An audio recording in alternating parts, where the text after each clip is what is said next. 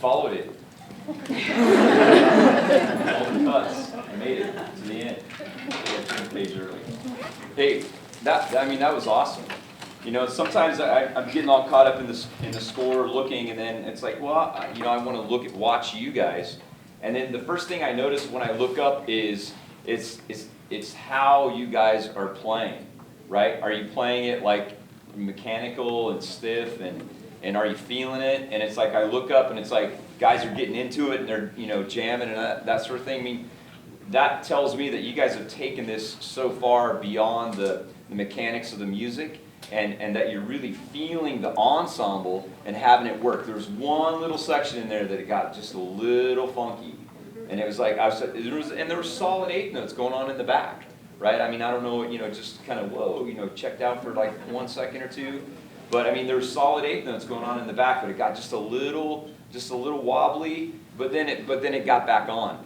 Some of those rhythms, we have to make sure that those are a little bit more uniform around the ensemble, because somebody might be interpreting, because if you look at how it's scored, it's like those little things are answering each other. You have that constant eighth note going on throughout that ending piece where those things start to pop up.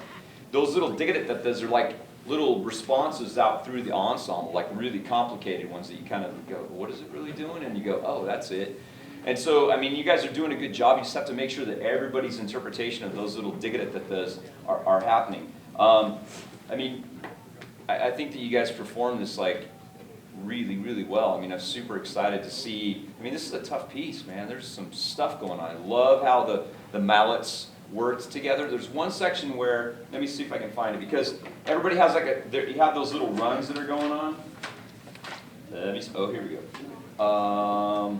Starts off with mallet player 7 at 249, right? And then everybody kind of layers in, right? So make sure that every time that there's an entrance, that person that's playing, kind of setting up that sort of melodic time, that kind of this thing going on. Then when the next person comes in, make sure we get out of the way of that and let them come in, and they thicken it up. And then the next person comes in, and then we kind of, so we're not, all of a sudden you're still sticking out of the ensemble as those layers are coming in, and so you kind of blend into the ensemble as the layers start to develop. And we're not still stuck on that one because that one's louder.